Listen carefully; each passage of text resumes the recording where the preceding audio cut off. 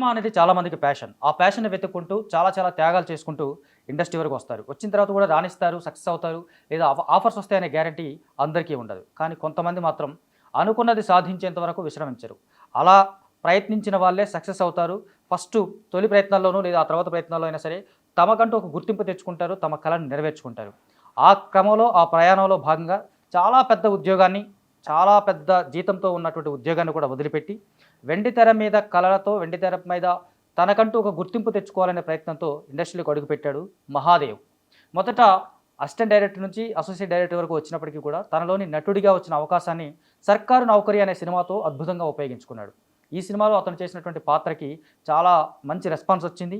అతని నటనకి మంచి ప్రశంసలు వస్తున్నాయి. మరి ఈ సందర్భంగా తన ప్రయాణం ఏంటి, ఆ సినిమాకి సంబంధించినటువంటి అవకాశం ఎలా వచ్చింది, రాఘవేంద్రరావు గారి క్యాంపు వరకు ఆయన ఎలా వెళ్ళారు, అసలు తన నేపథ్యం ఏంటనేది మహాదేవ్ మాటలో తెలుసుకుందాం.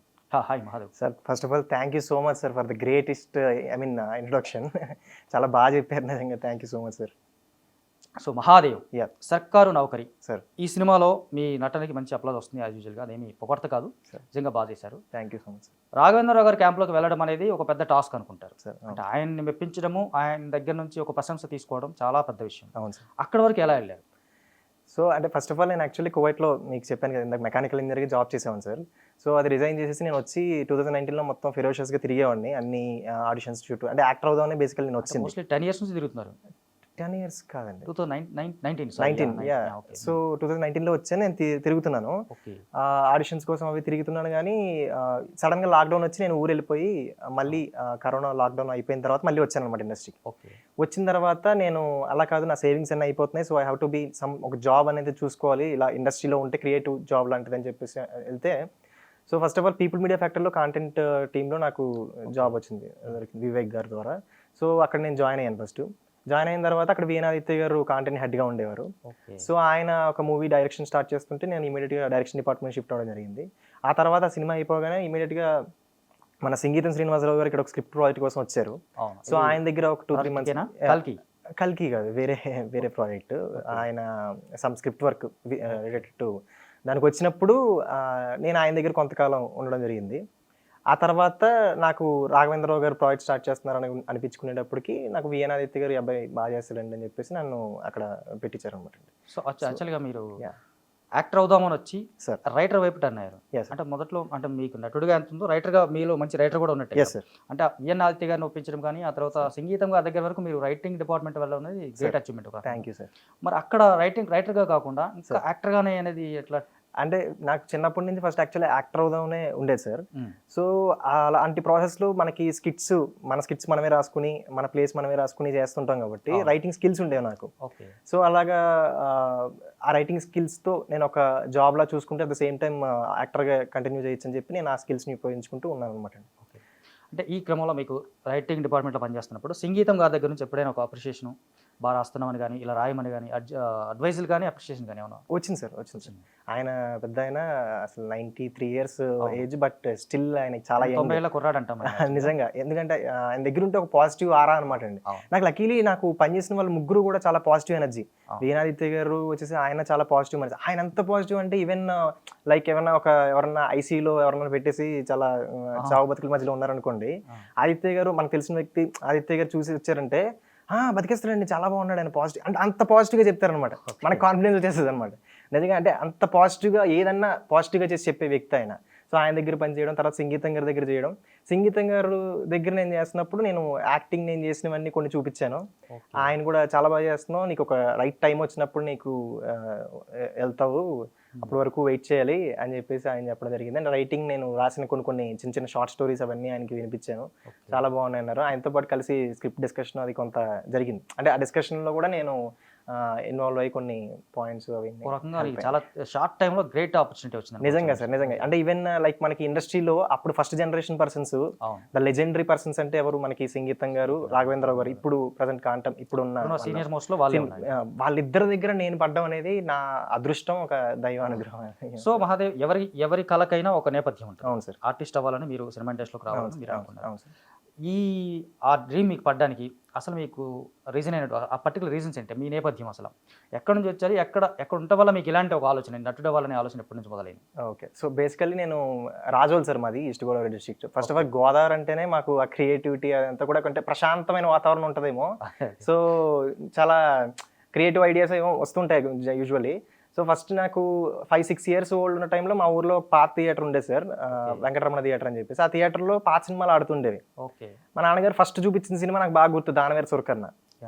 అది ఫస్ట్ టైం నేను చూసినప్పుడు, రామారావు గారిని చూసినప్పుడు, ఆ డైలాగ్స్ చెప్పే విధానం అది చూసినప్పుడు నేను అసలు ఆస్ట్రక్ అనమాట, షాక్ అయ్యా నిజంగా, అసలు ఏంటి ఇలా ఉంటుందా అని చెప్పేసి. Sorry for interruption. మీరు పాత సినిమాలు చూసారు కాబట్టి ఖచ్చితంగా చూసా ఉన్నారు. అవును సార్. ఎస్వి రంగారావు గారి డైలాగులు అద్భుతంగా చెప్తారని విన్నాము. అది సార్. అలాగే రామారావు గారు కూడా. అవును సార్. సో ఒకసారి ఎస్వి రంగారావు గారి డైలాగు సార్. అంటే చాలా డేస్ అయింది అది, అంటే గుర్తుంటుంది లేదు తెలియదు యాక్చువల్లీ. అంటే పాండవ వనవాసం అని ఒక సినిమా వచ్చింది సార్, అది నా ఫేవరెట్ ఫిల్మ్ యాక్చువల్లీ. అందులో ఆయన సుయోధనుడి క్యారెక్టర్ చేశాడు, దుర్యోధనుడి క్యారెక్టర్ ఆయన. ఆ సినిమాకి ఇంకొక స్పెషాలిటీ ఏంటంటే రాఘవేంద్రరావు గారు ఫస్ట్ ఫిల్మ్ అది, అసిస్టెంట్ డైరెక్టర్. అందులో ఉన్న డైలాగు సార్ మీరు సడన్గా అడిగితే చూడండి, పర్లేదు టైం తీసుకుని లీజర్గా స్ట్రాంగ్గా కొట్టండి చూద్దాం. అంటే అది యాక్చువల్లీ నుంచుని చెప్పేది మూమెంట్ అవన్నీ ఉంటాయి, బట్ అవకాశం ఉందా? పర్లేదండి. లైక్ డైలాగ్ మట్టుకు చెప్తాను. ఆశ నేటితో పేరాస అయిపోయినది కర్ణ, నా అద్వితీయ గదా యుద్ధ కౌశలము, నీ అఖండ శస్త్రాస్త్ర విక్రమాతోపము, ఆ పాండవుల కడగంటి చూపులకు కూడా శరీరావని తేలిపోయినది. ఆ ధర్మజుడు చెప్పినట్టు ఏదో ఒక మహత్తర మానవాతీత శక్తి వారిని సదా పరిరక్షిస్తున్నదని నేటితో రూఢి అయిపోయినది. లేనిచో పాంచాలి విస్త్రాభరణ పరిక్లేశం నుండి వారు బయటపడటేమి, దుర్వాస శాపాగ్నిలో దగ్ధులుగాక విముక్తులగటేమి. అరణ్యవాస క్లేశం నాతాసులో యంత్రించవలసిన భీమార్జులు అద్భుత శక్తివంతులై దివ్యాస్త్ర సంపన్నులై ఆ భీమానధరుడైన ఈ సుయోధనుని బంధ విముక్తిని చేసి పరిహసించి పంపుటేమి. ఆ కర్ణ, మనకందరి ఏదో ఒక మహత్తర అజ్ఞాత శక్తి వారిని సంరక్షిస్తున్నది. Super, nice nice. Thank you sir. యాక్చువల్గా ఈ జనరేషన్ ఆర్టిస్టులకి సంబంధించి ఆ సంస్కృత బంధాలతో కూడినటువంటి డైలాగ్ చెప్పడం ఇంపాసిబుల్. ఇంకా పాత సినిమాల నుంచి డైలాగ్, అసలు పాత సినిమాలు చూడడమే ఎవరు మాక్సిమం జనరేషన్. అక్కడ నుంచి డైలాగ్, ఇంత పెద్ద డైలాగ్ గుర్తుపెట్టుకోవడం అనేది, అది ఎస్వి రంగారావు గారు డైలాగ్ గుర్తుపెట్టుకున్నది నిజంగా చాలా మంచి గొప్ప విషయం. అట్లాగే దానవీర సూరకర్ణ డైలాగ్స్ కూడా చెప్తారని. అవి అంటే చాలా పెద్దది యాక్చువల్లీ, మర్చిపోయాను, చాలా గుర్తులేదు ఇప్పుడు ప్రజెంట్. సో అక్కడ నుంచి మీకు యాక్టింగ్ మీద ఒక ఇది ప్యాషన్ అనేది స్టార్ట్ అయిపోయింది. అవును సార్. సో అప్పటి నుంచి మీరు యాక్టర్ అవ్వాలని స్కిట్లు రాసుకుంటూ ఇది అవుతున్నారు, ఇక్కడి వరకు వచ్చేసారు. సో సర్కార్ నౌకరీ వరకు వచ్చేసరికి మీ ఎక్స్పీరియన్స్ ఎలా ఉండే? అంటే అప్పటిదాకా మీరు అసిస్టెంట్ యాక్టర్గా అంతకుముందు ఏమైనా చేశారా? ప్లేస్ కానీ చిన్న చిన్న నాటకాలు కానీ చేశాను సార్. ఈ అనుభవం చేశాను. షార్ట్ ఫిల్మ్స్ అలా? షార్ట్ ఫిల్మ్ తక్కువ, థియేటర్ ఎక్కువ చేశాను. థియేటర్ చేశారు మీరు? Yeah sir. ఓకే. ఎక్కడ? సమహారంలో కొన్ని ప్లేస్ చేశాను. అంటే ఒక కుందేటి కొమ్మని చిన్న ప్లే. నెక్స్ట్ దాని తర్వాత పెండింగ్ ఫైల్ అని ఒక చేశాను సార్. సూపర్. సో ఆ ఎక్స్పీరియన్స్తో మీకు ఇది ఒక పెద్ద ప్లస్ అయిపోయింది సార్. సో యాక్చువల్గా రాఘవేంద్రరావు గారు సిఫారసు చేశారా, లేకపోతే ఆడిషన్ చేసి మీకు డైరెక్ట్ శేఖర్ తీసుకున్నారా? అంటే ఆడిషన్ కూడా ఇచ్చాను సార్, నేను ఆడిషన్ ఇచ్చాను. ఆయనకు కూడా, శేఖర్ గారికి కూడా నచ్చింది. బట్ ఆయన కొంతకాలం హోల్డ్ చేశారు, ఎందుకంటే అది తెలంగాణ, ప్యూర్లీ తెలంగాణ ఉన్న పర్సన్ మాట్లాడాలని చెప్పి. నేను అప్పుడు కన్విన్స్ చేశాను సార్, నేను ప్యూర్గా తెలంగాణ ప్రాక్టీస్ చేసి చేస్తాను ఖచ్చితంగా అని చెప్పేసి నేర్చుకోవడం జరిగింది మాండలికం. అండ్ అంటే రోజు బిత్రి సత్య గారి వీడియోస్ అవన్నీ చూడడం, తెలంగాణకు సంబంధించిన ఏ వచ్చినా ప్రాక్టీస్ చేసి నైట్ అంతా నిద్రపోయే ముందు ఒక 2 గంటలు అది పెట్టుకుని చూసేవాడిని. సో అలా. సో యాక్టర్ కావాలంటే అన్ని వర్సిటాలిటీ చూపించాలి, భాషలో ఉండాలి, డిక్షన్లో ఉండాలి, యాసలో కూడా అన్ని ఉండాలి. సో సర్కార్ నౌకరీ సినిమాకి సంబంధించి బెస్ట్ మూమెంట్స్ మీకు?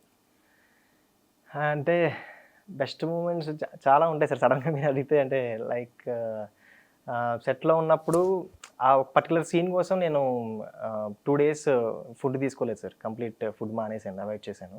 అవును, ఒక సీన్ కోసం చెప్పారు. పర్టికులర్ సీన్, అది మీకు సినిమా సెకండ్ హాఫ్లో అర్థమవుతుంది చూస్తే. యాక్చువల్లీ క్రూషియల్ సీన్ కూడా సినిమాకి. Yeah sir. ఆ సీన్ కోసం నేను కొంచెం లీన్ అవ్వాలి, కొంచెం అంటే అప్పుడు దాకా బాగా కనపడతాను. సో ఆ ముఖం అంతా పీక్కుపోవాలని చెప్పేసి నేను 2 days కంప్లీట్గా తినడం మానేసి. ఆ సీన్ కూడా డైరెక్టర్ చెప్పకుండా చేశారంట? అవును సార్. డైరెక్టర్ గారు ఫస్ట్ చెప్పలేదు, ఆయన రికమెండ్ చేయరు ఇలా తినడం మానే అని చెప్పారు కదా జనరల్గా. సో నాకు అనిపించింది ఆ క్యారెక్టర్ కావాలి అని. సో అప్పుడు నేను తినడం మానేసి వాటర్ మీద, నెక్స్ట్ మజ్జిగ, ORS ఇలా తీసుకుంటూ 2 days ఉండి అప్పుడు ఆ సీన్ చేయడం చాలా అది ఒక మంచి థింగ్ అండి. అంటే అది ఫస్ట్ యాక్చువల్లీ సెట్లో ఉన్న వాళ్ళు కూడా తిట్టారు కొంతమంది, ఎందుకు అలా వద్దు, హెల్త్ పాడవుతుంది, ఎందుకు అనవసరంగా తినేసి మామూలు చేసి అన్నారు. కానీ బట్ నాకు ఎందుకు కావాలనిపించింది దానికి, ఆ క్యారెక్టర్కి కావాలి అని చెప్పేసి నేను చేయడం జరిగింది సార్. సో ఇక్కడ మామూలుగా మీరు చెప్పిన దాన్ని బట్టి చూస్తే మీ జర్నీ మాక్సిమం సాఫీగానే సాగింది, అంటే ఎక్కడ పెద్దగా హడిల్స్ కనపట్లేదు. అంటే డైరెక్ట్గా ఆర్టిస్ట్ అవ్వకపోయినప్పటికీ కూడా ముందైతే ఒక స్టెప్ అయితే ఈజీగానే పడింది. ఇక్కడ మీరు అన్నట్టు వేణాతి గారి దగ్గర నుంచి, సంగీతం దగ్గర నుంచి, రాఘవేంద్ర గారి దగ్గర. ఈ క్రమంలో ఎప్పుడైనా ఆర్టిస్ట్ అవుతా అన్నప్పుడు మీరు ఆడిషన్స్కి వెళ్ళినప్పుడు కానీ ఎక్కడైనా ఒక అవమానాలు ఫేస్ చేయడం, మొహం అద్దాలు ఈ రెగ్యులర్గా అద్దం మీ ఊళ్ళో అద్దాలు అమ్మరా అనే డైలాగ్ ఇలాంటి ఎప్పుడైనా? అది అలాంటిది రాలేదు కానండి. యాక్చువల్లీ అంటే హర్డిల్స్ ఇప్పుడు చెప్పేది మనం సింప్లిఫై చేసి చెప్తాం కానీ ఈ 2 ఇయర్ జర్నీలు 3 ఇయర్ జర్నీలు కనపడుతుంటాయి సార్. యాక్చువల్లీ అంటే కువైట్లో జాబ్ వదిలేయడం అది బిగ్గెస్ట్ థింగ్, అది హైయెస్ట్ కరెన్సీ నోట్ ఉన్న దాన్ని వదిలేసుకోవడం అంటే సడన్గా ఇంట్లో వాళ్ళు ఎంతమంది తిడతారు, మొత్తం అన్ని అది వదిలేశాను. వదిలేసి వచ్చిన తర్వాత మళ్ళీ నేను తిరుగుతున్న క్రమంలో సేవింగ్స్ అన్నీ అయిపోతున్నాయి. తర్వాత లక్కీగా ఈ జాయిన్ అయ్యాను, అక్కడ అవుతుంది. బట్ ఏమవుతుందంటే టైం లాగ్ అయ్యే కొద్దీ మన మీద ఉన్న ఇది తగ్గుతుంటాయి, అంటే లైక్ కాన్ఫిడెన్స్ తగ్గచ్చు, అంటే ఏంటి అవుతామా అని ఇవన్నీ రావచ్చు. అండ్ నెక్స్ట్ ఈ ప్రాసెస్లోనే చాలా కనిపించాయి స్ట్రగుల్స్ అన్నీ కూడా. ఈ టైంలో ఎప్పుడైనా మళ్ళీ కువైట్ వెళ్ళిపోతే బాగుండు అనిపించిందా? అనిపించింది సార్. అంటే ఎలా అనిపించింది అంటే లైక్ నేను కువైట్లో ఇంకొంతకాలం జాబ్ చేస్తుంటే నేనే ప్రొడ్యూస్ చేసుకుని నేనే యాక్ట్ చేయొచ్చు కదా అనిపించింది. అండ్ మీరు అన్నట్టు హర్డిల్స్ అంటే నాకు ఒక చోట యాక్చువల్లీ ఒక చిన్న సినిమా పేరు వద్దులేండి, ఆ సినిమాకి నన్ను ఒక 5-6 నన్ను ఒకరినని చెప్పి పిలిచారు. వెళ్ళాను, దానికి సడన్గా పిలిచారు, వెళ్ళాను.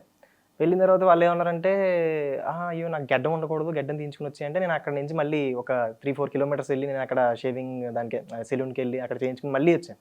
మళ్ళీ వచ్చిన తర్వాత వాళ్ళు షార్ట్ పెట్టట్లేదు నాకు, మిగిలిన నాతో పాటు ఉన్న వాళ్ళందరికీ పెడుతున్నారు. ఓకే, మధ్యాహ్నం అవుతుంది, 1 అవుతుంది, 2 అవుతుంది, 3 అవుతుంది, నాకు షార్ట్ రావట్లా. ఏంటంటే అర్థం కావట్లేదు. సడన్గా అసిస్టెంట్ డైరెక్టర్ని అడిగితే చెప్పాడు అనమాట, మహాదేవ్ నీకు యాక్చువల్లీ లేదు రోల్, బట్ ఎందుకు పిలిచారో అర్థం కాలేదు సడన్గా అన్నట్టు అన్నారనమాట. అదేంటి నేను అని చెప్పేసి నాకు అప్పుడు చాలా బాధ వచ్చింది. అది అప్పుడు సెట్లో నుంచి అలా బండి మీద ఏడ్చుకుంటూ వచ్చాను. అలా కొన్ని అట్లా ఎవరు పిలిచారు మరి మిమ్మల్ని అక్కడికి? అది వేరే ఒక అసోసియేట్ సంథింగ్ కో డైరెక్టర్ ఎవరు పిలిచారు. అతను అక్కడ లేడే మరి? అతను ఉన్నారు, ఉంటుందని కూర్చోబెట్టని చెప్పారనమాట. అది అలా అవుతూ ఉంది. సో ఎంతకాలం అయినా అది అవ్వట్లేదు అనమాట. అవమానాలే అవకాశాలు అంటాడు చంద్రబోస్. అవును సార్, నిజంగా ఆయన చంద్రబోస్ గారు అసలు ఆయన ఒకటి చెప్తారు, 100 అవమానాలు రాసుకో అని చెప్పేసి. అది చాలా బిగ్గెస్ట్ థింగ్, అది నిజంగా చాలా మంచిది. వాళ్ళ అవమానాలు ఫేస్ చేస్తేనే రేపు అవునవును ఆనందాలు వస్తూ ఉంటాయి. అవును, నెక్స్ట్ నా పేరే నాకు ఇన్స్పిరేషన్ అనిపిస్తుంది ఒకసారి, మహాదేవ్ కదా, ఎన్ని అవమానాలు జరగకపోతే నేను మహాదేవ్ అనిపిస్తుంది ఒకసారి. సో యాక్చువల్గా ఎంత ఆర్టిస్ట్ అయితే మీరు ఆర్టిస్ట్ అవ్వాలనుకుంటున్నారా, హీరో అవ్వాలనుకుంటున్నారా? మెయిన్ థింగ్ సార్, నాకు సూర్యకుమార్ యాదవ్ లాగా 360 degrees రోల్స్ అన్నీ చేయాలని ఉంది సార్. అంటే విజయ్ సేతుపతి గారు అంటే ఒక కథను నడిపించే వాళ్ళలాగా ఉండాలని, అంటే లైక్ హీరో కన్నా ఫైట్లు డ్యాన్స్లు అన్నీ కాకుండా. ఎస్వీఆర్ ఆదర్శం ఉన్నారు కాబట్టి రంగారావు గారు లైక్ ఆ రేంజ్లో, అంటే మెయిన్లీ నా యాక్టింగ్ క్యాపబిలిటీని బయటికి తీసే రోల్స్, ఛాలెంజింగ్గా ఉన్న రోల్స్, నన్ను నాకు నిద్ర పట్టకుండా చేసే రోల్స్ అలాంటివి చేయాలనిపిస్తుంది. నెగటివ్ రోల్స్తో సహా అన్ని టైప్ ఆఫ్ రోల్స్. సో ఇప్పుడు మీరు రాఘవేంద్ర గారి దగ్గర జర్నీ చేస్తున్నారు. అవును సార్. ఇన్ కేస్ ఒకవేళ మీ వర్క్ స్టైల్ నచ్చి హీరోగా వద్దు, ముందు ఒక సినిమా డైరెక్ట్ చేయమంటే? చేస్తాను సార్. అది ఏదైనా అచీవ్మెంట్. ఆ మేరకు ప్రిపేర్ అయి ఉన్నారు మీరని? ప్రిపేర్ అయి ఉన్నాను సార్, ప్రిపేర్డ్గా. Both things. మీరు కథలు రాసుకోవడం వీటికి సంబంధించి అన్ని రెడీ. అవును సార్. సో సింపుల్గా కూడా సర్కార్ నౌకరీ సినిమా అనేది మన స్టార్ సింగర్ సునీత గారి అబ్బాయి ఇంట్రడ్యూస్ అయిన సినిమా. అవును సార్. ఆబ్వియస్గా చాలామంది అనుకుంటారంటే ఆ ఫోకస్ అంతా అట్టే ఉంటుంది. అవును సార్. ఎప్పుడైనా సునీత గారు వాళ్ళ అబ్బాయితో పాటు మిమ్మల్ని బాగా చేసామని చెప్పడం జరిగింది? అన్నారు సార్, అంటే సినిమా చూసి వచ్చిన తర్వాత ఆవిడ బాగా చేసామమ్మా అని కూడా అన్నారు. అది మంచి కాంప్లిమెంట్ సార్. అండ్ నాకు యాక్చువల్లీ రాఘవేంద్రరావు గారు దగ్గర పద్మజ గారు అని ఒక ఆవిడ ఉంటారు అనమాట, సీరియల్స్ అవి చూస్తుంటారు. ఆవిడ యాక్చువల్లీ నాకు బిగ్గెస్ట్ కాంప్లిమెంట్ లాగా అనిపించింది సార్ నిజంగా. ఫస్ట్ కాపీ చూసినప్పుడు ఆవిడ నన్ను పిలిచి, శివ చాలా బాగా చేసావమ్మా నువ్వు అన్నారు. అప్పుడు నా పేరు శివ కాదండి మహాదేవ్ అన్నాను, అంటే సినిమాలో శివ క్యారెక్టర్ కదా. సో నీ పేరు శివ అనుకున్నా, అంటే అంతలా ఆవిడ పేరు పెట్టి పిలవడం అదొకటి అనిపించింది. సెకండ్, ఆవిడ నాకు మొన్నే కలిసినప్పుడు మామూలుగా చెప్తున్నారు అనమాట. అంటే ఏమన్నారంటే, ఫస్ట్ యాక్చువల్లీ సినిమాలో ఈ క్యారెక్టర్ నువ్వు చేస్తున్నావు అన్నప్పుడు నువ్వు ఏమనుకోకు, నేను చెప్తున్నాను జస్ట్ యాక్చువల్లీ అంటే ఎవరినో పెట్టేస్తున్నారు, కొంచెం పెద్ద రోల్ పెడితే బాగుంటుంది కదా, చాలా పెద్ద రోల్ ఇది, చేయగలదా లేదా అనేది అనుకున్నాను. బట్ సినిమా చూసిన తర్వాత నేను అనుకున్నది చాలా తప్పని ప్రూవ్ చేశాను, నిజంగా చాలా బాగా చేసావు అని చెప్పేసి ఆవిడ చెప్పడం జరిగిందండి. అది ఈ సినిమాలో మీకు ఒక మంచి డ్యూయెట్ ఉంది కూడా, పెద్దగా సినిమాలు ఈ తరహా లేదు. ఫస్ట్ టైం ఒక రొమాంటిక్ సాంగ్ కదా. రొమాంటిక్ సాంగ్ చేస్తున్నప్పుడు ఆ ఫీల్ ఎలా ఉండేది? అంటే మీకు రాఘవేంద్ర గారు కూడా ఆ పాట గురించి పర్టికులర్గా చాలాసార్లు చెప్పారు, అంటే నా స్టైల్లో ఈ సినిమా ఉండదు, కాకపోతే ఒక్క పాట మాత్రం నా స్టైల్లో ఉంటుంది. అవును సార్. దానికి సంబంధించి అంటే నేను యాక్చువల్లీ మెకానికల్ తీసుకుంది కూడా ఫస్ట్ అక్కడ అమ్మాయిలు ఉండరని నాకు అంత సిగ్గు. ఓకే. సో మెకానికల్ చదివిన తర్వాత అదంతా కానీ అలా ఈ పాటలో చాలా ఉన్నాయి కథలు. ఈ పాటలో ఉన్నాయి క్యారెక్టర్ కోసం చేయాల్సి వచ్చింది. బట్ ఏమో మీరే చెప్పాలి సార్ ఎలా చేశాను. లేదు, బాగా చేశారు. Thank you. అంటే ఇంకోటి తను గోపాల్ క్యారెక్టర్తో మీరు ఇంటరాక్ట్ అయ్యే సీన్స్ అన్ని ఒక ఫ్రెండ్గా, అవును సార్. అంటే కొన్ని క్యారెక్టర్ చేస్తున్నప్పుడు హీరో ఫ్రెండ్ అంటే హీరో ఫ్రెండ్ అని కాకుండా నిజంగా జెన్యున్ ఫ్రెండ్ లాగా ఉన్నాడు అనిపించే సీన్స్ చాలా ఉన్నాయి. బాగా అంటే అంత బాగా చేశారు మీరు. థ్యాంక్ యూ సో అంటే మచ్ సార్. మీరు ఫస్ట్ జర్నీ అప్పటి నుంచి మీ మదరు నాకు అతను కూడా కొడుకే కదా అన్నప్పుడు మీరు అతను ఒక లుక్ ఇస్తారు ఇలాగా, మీకు గుర్తుందో లేదో. అవునండి. అతనికి నేను అనాథనే చెప్పమంటే అనాథ ఏంటి అది చెప్పు, ఆ క్యాజువల్ ఇవన్నీ. అవునండి. వీటితో పాటు నీ ఫ్రెండ్ బాగున్నాడు అనుకుని వాళ్ళ ఇంటికి వెళ్తే అక్కడ జరిగిన గొడవలో అవునండి. ఒక ఎక్స్ప్రెషన్ ఉంటుంది. సార్. అంటే నేను అంత బాగుంది అనుకున్నానే, వీళ్ళ మధ్య ఇంత ఇష్యూ జరుగుతుందా అన్నట్టు ఒక సింగిల్ ఎక్స్ప్రెషన్. అవును సార్. అది చాలా బాగా వచ్చింది. అది thank you so much sir. అది actually first take sir, first షాట్లోనే ఓకే అయిపోయింది. అంటే నాకు మీద పెట్టిన ఫస్ట్ షాట్ కూడా అది. ఓకే. సో అంటే నాకు అది కూడా కొంచెం భయం ఉంది, ఎందుకంటే ఆ సీన్ ఎంత బాగుంటుందో మీకు తెలుసు, చూసారు కాబట్టి. లైక్ ఒక పక్కన భావన గారు అంటే సత్య క్యారెక్టర్ ఇచ్చి పడేస్తుంటది, మన గోపాల్ కూడా చాలా బాగా చేస్తుంటాడు. అంటే ఎక్స్ప్రెషన్స్ వైజ్ ఇద్దరు కూడా నువ్వనేనా అన్న సీన్ లో నేను జస్ట్ మధ్యలో వచ్చి అలా వెళ్ళిపోవాలి. డైలాగ్ కూడా ఉండదు. అది ఆ సీన్ మొత్తం నేను పాడు చేశాను అనేది నాకు అస్సలు రాకూడదు. సో నేను కొంచెం భయపడ్డాను, అది ఎలా ఇవ్వాలని ఆలోచించుకున్నాను. ఐ ఫాలోడ్ ద డైరెక్టర్, అంటే సార్ ఏం చెప్పారు ఎగ్జాక్ట్లీ అది చేస్తాను, టైక్ ఓకే అన్నారు. నేను షాక్ అయ్యాను. అది ఫస్ట్ సార్ ఇంకోటి చేద్దాం అంటే లేదు బాగుంది, చాలా బాగుంది అన్నారు. సినిమాటోగ్రాఫర్ కాబట్టి ఆటోమేటిక్గా ఆయనకి ఆ విషయం కూడా తెలిసిపోతుంది. అయితే ఈ జర్నీలో మీకు మన శేఖర్ గారి నుంచి, డైరెక్టర్ శేఖర్ గారి నుంచి సార్ బిగ్గెస్ట్ కాంప్లిమెంట్ కానీ చిరాకు పడ్డం కానీ ఇలాంటివి ఏమైనా జరిగాయి? చిరాకు పడ్డం ఏం జరగలేదు సార్. బట్ ఆయన ఏంటంటే నాకు చాలా ఫ్రెండ్లీ సార్, ఒక బ్రదర్ లాగా. ఆయన జోయల్గా అందరినీ, ఈవెన్ ప్రతి ఒక్కరిని చాలా బాగా చూస్తారు. ఆయన సినిమా అంతా అయిపోయిన తర్వాత చూసిన తర్వాత ఆయన పెద్ద హగ్ ఇచ్చారు. ఇచ్చి thank you so much Mahadev, నిజంగా నాకు ఎలాగైతే అనుకున్నానో నాకు యాజ్ ఇట్ ఈజ్ వచ్చింది అది శివ క్యారెక్టరు, చాలా ఇలాగే ఉండండి, ఆర్గానిక్గా ఉండండి, మనం ట్రావెల్ అవుదాం అన్నట్టు అన్నారు అనమాట. ఓకే. అంటే ఏంటి సార్ ఆర్గానిక్గా అంటే ఏంటని అడిగాను. అంటే ఒక క్యారెక్టర్ ఇచ్చినప్పుడు దాని గురించి మీరు పడే తపన, అంటే నేను ఇంకెంత ఇవ్వగలను, ఇంకేం చేయగలను దాని గురించి మీరు చేయడం, మేము ఏం చెప్పకపోయినా ఇంకా మీరు దాని గురించి స్టడీ చేయడం, అదంతా కూడా ఒక ఆకలి, ఆ ఆకలి మీకు ఉంది. సో అది మీకు హెల్ప్ అవుతుంది ఖచ్చితంగా, అలా ఆర్గానిక్గా ఉండండి, ఖచ్చితంగా మనం ట్రావెల్ అవుదాం అన్నట్టు సార్ అన్నమాట. నిజంగా అది పెద్ద కాంప్లిమెంట్ అనిపిస్తుంది సార్. ఓకే. అంటే ఈ సినిమాలో కొన్ని సీన్స్ మేము ఎడిటింగ్లో పోయాయి అని కూడా తెలుస్తుంది. దాని గురించి ఎప్పుడైనా ఫీల్ అవడం, అంటే ఆబ్వియస్గా మనం బాగా చేసిన అనుకుంటాం కొన్ని, లేదా ఉంటాయి కొన్ని అంటే అవి ఉంటే ఇంకా ప్లస్ బాగుంది సార్. ఇప్పుడు వచ్చిన దానికి మంచి పేరు వచ్చిందండి. అలాగంటే కథాగమనంలో మనకి ఎంత అవసరమో అంతే ఉంచుతారు కదా. సో అలాగా చాలా వరకు అందరివి చాలా అన్ని పోయాయి, అది మనది కథకి ఎలా కావాలో అలాగే వచ్చింది ఎగ్జాక్ట్లీ. రైట్. బాగుంది సార్. అంటే మీకు సినిమాలో మీ ఇద్దరు మంచి ఫ్రెండ్స్. అవును సార్. ఆకాష్, అది గోపాల్ అండ్ శివ. అవును సార్. బయట మీరు మహాదేవ్ అండ్ ఆకాష్. ఆ రిలేషన్ అలా బయట కూడా అంత హెల్దీగా ఉండేదా? ఉంటుంది సార్, హెల్దీగా ఉంటుంది. ఆయన చాలా మంచి ఫ్రెండ్లీ. నెక్స్ట్ ఆయన మంచి సింగరు, డాన్సరు. ఆయన డాన్సింగ్ టిప్స్ చెప్పేవారు ఆయన. అంటే లైక్ ఆయన అబ్జర్వ్ చేసింది, బీట్స్ పట్టుకోవాలి మనం డాన్స్ చేసేటప్పుడు అని చెప్పి అలా కొన్ని టిప్స్ అనేవి చెప్పేవారు. చాలా మంచి ఫ్రెండ్ అండి బయట కూడా. ఓకే. ఆయనేమో యాక్టింగ్ స్కూల్లో నేర్చుకున్నారు. Yeah sir. మీకు అంత పెద్ద నేపథ్యం లేదు, యాక్టింగ్ స్కూల్ దాకా వెళ్ళి అక్కడ ట్రైన్ అవ్వడం అనేది లేదు. ఎప్పుడైనా మీ ఇద్దరు కాంపిటేటివ్గా ఉన్నప్పుడు ఎవరైనా ఎక్కువ టేకులు తీసుకోవడం అది ఏం లేదు సార్. అలా కాంపిటీషన్గా ఎప్పుడు ఫీల్ అవ్వలేదు. క్యారెక్టర్ వైజ్ ఇద్దరం చేసేవాళ్ళం. ఒకటి అనుకుని ఇద్దరం అనుకుని ఇలా చేద్దాం. కాంపిటీషన్ ఫీల్ అవ్వడం పెద్ద తప్పేం కాదు. అంటే కాంపిటీషన్ ఫీల్ అవ్వడం అంటే ఏంటి, నేను బాగా చేయాలి ఎవరికి వాళ్ళు అనుకోవడమే. అవునండి, అవును. అట్లా ఎప్పుడైనా మీరు ఎక్కువ టేకులు తీసుకున్న సీన్స్ ఏమన్నా? లేవు సార్. అంటే మాక్సిమం ఇద్దరు సింగిల్ టేకులు లాగించేసారు. సింగిల్ టేకులు కాదులేండి, మరి సింగిల్ టేకులు అవ్వదు. లైక్ ఎక్కువ టేకులు అయితే లేవు. ఎక్కువ టేక్స్ లేవు, ఒక 2-3 టేక్స్ పడతాయి యూజువల్లీ. సింగిల్ టేక్ కాదు, అట్ ద సేమ్ టైం అంటే కొన్ని సింగిల్ టేక్లో అయిపోతాయి, కొన్ని 2-3 టేక్స్ అవుతాయి, ఎక్కువ టేక్స్ అవ్వలేదు. సో ఫస్ట్ టైం మీరు యాక్ట్ చేస్తున్నారు అంటే మీరు స్టేజ్ మీద యాక్ట్ చేయడం మీరు, దీంట్లో పైగా మీరు అవుట్డోర్లో చాలా విలేజ్లకు వెళ్ళి షూట్ చేశారు. అవును సార్. అవును సార్. చాలా గ్రామాల్లోనే ఎక్కువ బయట జరిగింది. అక్కడ జనాల నుంచి వచ్చిన రెస్పాన్స్ కానీ స్పాంటేనియస్ కొంత ఉంటుంది. అవును సార్. మీ చుట్టుపక్కల వాళ్ళు చెప్పారు. అవునండి. అక్కడ ఎలా ఉండేది ట్రీట్మెంట్? నిజంగా ఒకటి మీరు అన్నారు కదా ఇందాక కాంప్లిమెంట్స్ ఏమి వచ్చిందని, ఒక లైట్ బాయ్ దగ్గర నుంచి వచ్చిందండి నాకు ఒక కాంప్లిమెంట్. యాక్చువల్లీ ఈ సినిమా నీకోసం చూస్తానన్నా, చాలా బాగా చేసావన్నా నాకు అన్నట్టు అన్నాడు అనమాట. అంటే మేబీ ఆ రోజే వచ్చాడేమో, నాకు నేను చేసిన సీన్లో వచ్చినట్టున్నాడు, అలా అన్నాడు. నాకు అది చాలా బాగా అనిపించింది. థ్యాంక్స్ రా అని చెప్పి. అది చూసేటో లేదో తెలియదు సినిమా. చూసే ఉంటాడు, అంత కామెంట్ ఇష్టంగా చెప్పేటట్టు చూసే ఉంటాడు. సో ఫస్ట్ తారీఖు రిలీజ్ అయిన ఈ సినిమాకి సంబంధించి రావాల్సినంత అప్లాజ్ రాలేదు, ఆశించినటువంటి ప్రశంసలు రాలేదు అని ఎప్పుడైనా ఫీల్ అయ్యారా? అంటే వచ్చాయనుకుంటున్నారా? వచ్చాయండి. క్యారెక్టర్ వైజా మీరు సినిమాకి సంబంధించి వచ్చిందండి, నిజంగా వచ్చాయి. అందరి దగ్గర నుంచి వచ్చాయి. అందరి దగ్గర నుంచి చాలా బాగా మంచి మంచి కాంప్లిమెంట్. అంటే చూసిన వాళ్ళు ప్రతి ఒక్కరు కూడా బాగుంది, చాలా బాగుంది, ఒక ఆర్గానిక్గా అథెంటిక్గా తీసారు అనిపించింది అన్నారు అందరూ. ఓకే, మంచి సినిమా. మంచి సినిమా తీశారు. జనం కూడా మంచి సినిమాని. అవును సార్. కొంచెం వెళ్ళాల్సి ఉండేదని జనరల్గా అంటే అనిపించింది. ప్రమోషన్స్ ఇంకొంచెం చేస్తే బాగుండదని వచ్చింది అందరి దగ్గర. ఫస్ట్ తారీఖు రిలీజ్ అనేది చాలా మంది అనుకున్నారు. మండే అవ్వడం ఒకటి కొంచెం. అవును sir. Anyway Mahadev, what next? Sir ఇప్పుడు రాఘవేంద్రరావు గారు వేరే ప్రాజెక్ట్ అవుతాను సార్. దాంట్లో అంటే స్క్రిప్ట్ వర్క్లో ఉన్నాను ప్రజెంట్. యాక్టర్ కాదు, ఇప్పటికైతే యాక్టర్ కాదు. యాక్టర్ కాదు. సో దీని నుంచి ఏమన్నా వస్తే రోల్స్ వస్తే చూడాలి. ఆ స్క్రిప్ట్లోనే మీకు క్యారెక్టర్ రాసుకోవచ్చు కదా మరి. ఆ స్వేచ్ఛ లేదు అక్కడ? అంటే ఉందండి, బట్ కథకి ఏది కావాలో అదే స్టోరీ. సో మీరు ఒక విజయ్ సేతుపతి లాగా వర్స్టాలిటీ ఉన్న యాక్టర్ లాగా, అవును సార్. అంటే సీజన్డ్ ఆర్టిస్ట్ అవ్వాలని అనుకుంటున్నారు. సో అమెరికా మీరు ప్రయత్నాలు చేస్తాను. అవును సార్. ఇది ఒకవైపు రైటర్గా, ఒక అసోసియేట్గా, ఇటువైపు యాక్టర్గా. అవును సార్. ఏదో ఒకటే చూస్ చేసుకోవాలంటే యాక్టర్ సార్. యాక్టర్. ఓకే, మీరు చూస్ చేసుకున్నట్టుగా, మీరు తప్పిస్తున్నట్టుగా ఒక మంచి ఆర్టిస్ట్ అవ్వాలి, టాలీవుడ్కి ఒక మంచి గొప్ప ఆర్టిస్ట్ వచ్చాడని కొంచెం రాబోయే రోజుల్లో. నిజానికి మనకి టాలీవుడ్లో యంగ్స్టర్స్లో ఒక వర్స్టాలిటీ చూపించే ఆర్టిస్టులు తక్కువగానే ఉన్నారు. ఆ మేరకు మీకు అవకాశాలు వచ్చి ప్రూవ్ చేసుకోగలిగితే కనుక ఖచ్చితంగా ఒక మంచి పేరు వస్తుంది. ఆ మంచి పేరు మీకు రావాలని కోరుకుంటున్నాం. Thank you sir. ఇది సర్కారు నౌకరీ ఫేమ్ మహాదేవ్తో స్పెషల్ ఇంటర్వ్యూ. మరో ఇంటర్వ్యూలో మళ్ళీ కలుద్దాం.